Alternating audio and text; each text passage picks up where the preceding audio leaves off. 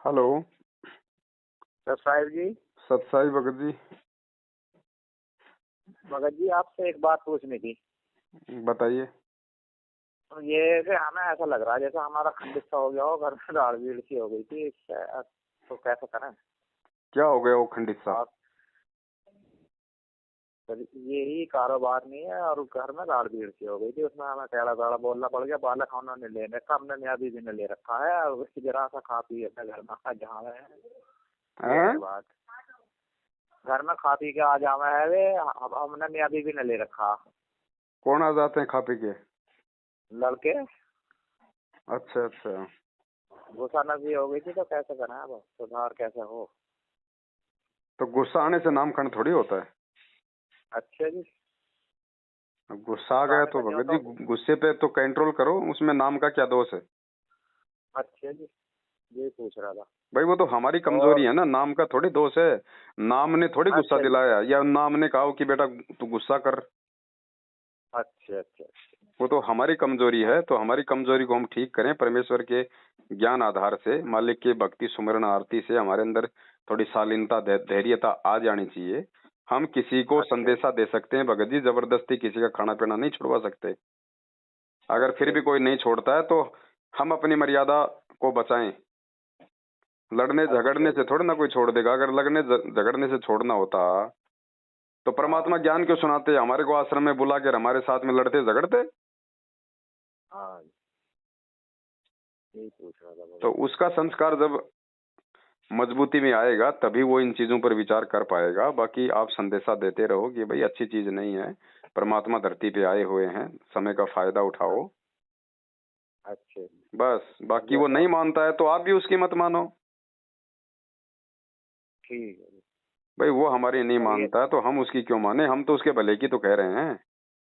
अच्छा जी। जब वो काल को हार नहीं मानने दे रहा तो हम सतगुरु को हार क्यों मानने दें? ठीक है।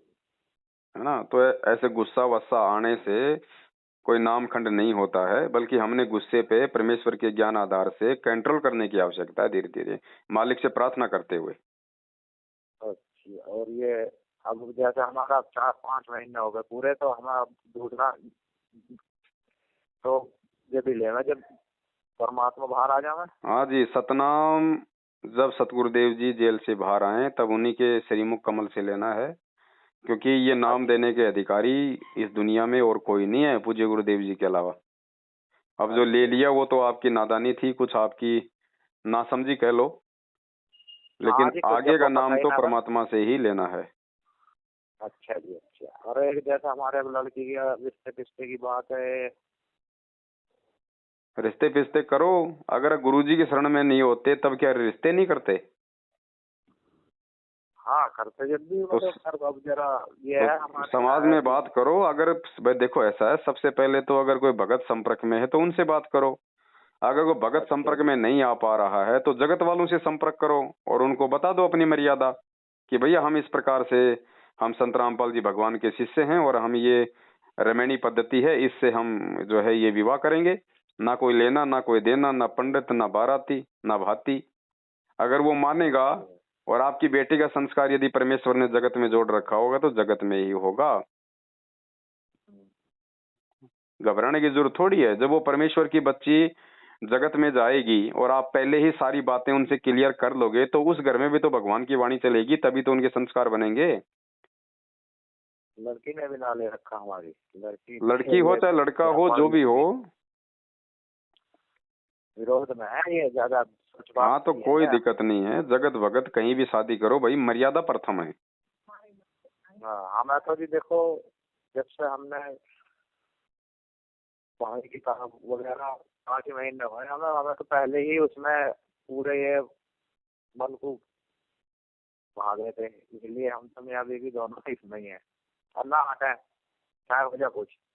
बस तो इतनी दृढ़ता रखोगी तो परमात्मा साथ में है। बाकी मर्यादाओं का भी पूरा पूरा हाँ जी। ध्यान रखना पड़ेगा। ठीक है। और गुरु जी को भोग लगा रहे नहीं लगा रहे घर पे? घर पे लगा ले जी। हाँ, 15 दिन महीने में 1 या 2 में। बार तो परमात्मा को भोग लगाओ देसी घी के हलवे का। अच्छा जी। और आसपास कोई साध संगति का कार्यक्रम हो तो वहां भी शामिल हो।